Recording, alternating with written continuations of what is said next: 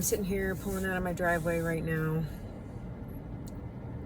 Real slow, of course. And I am thinking about the fact that I'm driving an electric vehicle that is very soon going to be harder for a lot of people to purchase.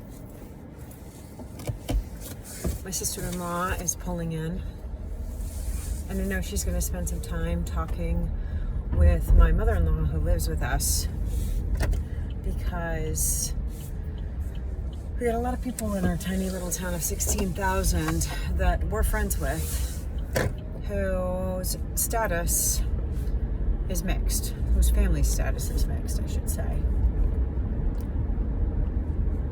A couple days ago, I tried to record something while I was out running, and part of it was about this question that's always bothering me. I think the thing that I like to write about or speak about or let you all weigh in on is that part of my brain that gets stuck on something that I just can't make peace with. And I can't make peace with this question that got thrown at me by someone I really respect. Major authority figure in my life, and someone I've grown up with, who asked me, I don't know, a couple months after the George Floyd protests, why, not just me, asked all of my family group, why we hated our own ethnicity, why we hated our own white people, why we hated whiteness. And I don't think the question was asked in good faith. It was a reactionary question. It was a question spoken out of that person's own emotional reaction to the situation. And the thing is I don't hate my own whiteness. It's just that I have a very different vision of the world in which I'd like to live. I definitely respect that there are national boundaries for the sake of organization. That's how organizations work, right? But, and this is one more organization in the world, one more group, category, but I'd like a multi-ethnic, multicultural democracy, and I thought that's something we could achieve here in the United States. And because I like a multicultural democracy, I really appreciate everything I've ever learned from people who come from different cultures that have contributed to my life. Their literature, I've taught literature for years, 20 years in fact. Their food, which I often used as an inroads with my students to help them gain a sensory experience and an understanding of other people's cultures. All of this really has mattered to me over the years. I have taught students from all different backgrounds. Immigrant students who were legal, who oftentimes missed classes because they couldn't get a ride or they needed to work in their parents' restaurant that particular day to keep the whole business afloat. They were scraping hard and thriving, but it was with this sort of cohesiveness of family and hard work. I taught students who, our entire student body here in North Montgomery, at the North Montgomery School District in Montgomery County, Indiana, a third of them, a little more than a third actually, were on free and reduced lunch because of the poverty levels in this county. And some of them would come to school in clothes that clearly had not been washed.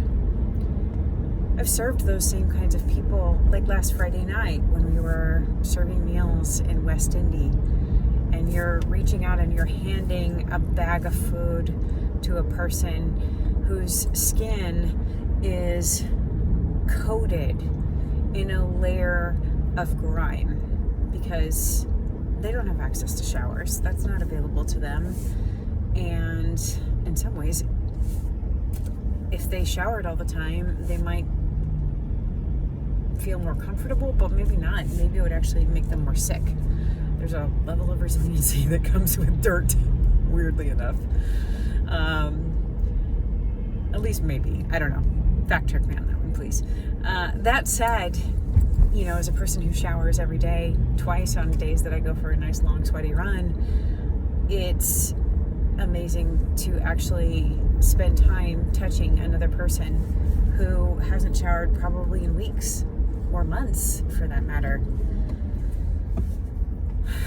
And I don't mind that sort of multiculturalism. I mind that people aren't homed. I mind that when they do create homes for themselves, and they create elaborate tent camps, and they create little subcultures in different areas in Indianapolis, and then the city comes along and bulldozes them. And then they're forced to go to find a limited number of beds at a shelter. All of this stuff is coming to a head right now for me. I don't hate my whiteness. I just happen to like a lot of different people and a lot of different cultures and a lot of different ways of seeing the world. And I happen to think that national boundaries are not a matter of sort of a spiritual identity or even just like a crucial identity to yourself. They're merely just a way to make an area thrive. So I think there's a value in having a really good working immigration system and not necessarily just endlessly porous borders. But with the people who are already here, many of them have already married someone else and they have children. And pretty soon they're going to be single women trying to raise their kids alone. And I have some other stories I'm going to talk about at another time. But I just cannot conscionably be okay with the mindsets that think we're just going to be able to fix all of this and America matters on some sort of spiritual superiority level or worldwide superiority level. We are an exceptional nation. Our GDP remains high among the developed nations. And in spite of that very high GDP, it's not enough for the wealthy. They want to make it higher, even at the expense of trying to compel greater discomfort and pain for the lowest income groups of people. And believe it or not, a lot of sleepless nights for people like me, whose husband works in disaster relief and ministry. He visits jails several times a week. He is constantly trying to help churches and local communities rebuild after hurricanes and tornadoes. And he's raised money and volunteered with refugee and immigrant organizations for years. And when somebody comes to our door at home or at the parish, we connect them with the services they need. If they have been unhomed, we try to get them rapid rehousing.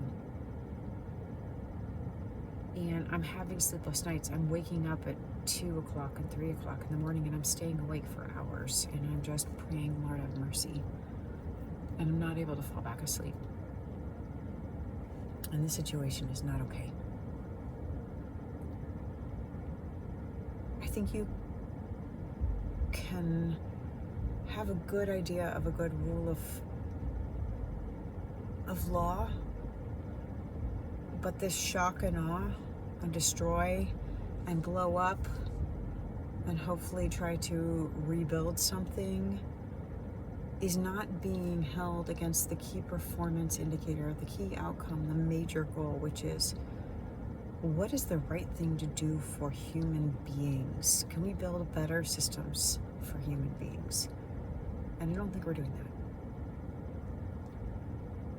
And it's making it really hard for me to talk to people who I know voted for Trump. I love these people. I go to church with these people. They're my neighbors.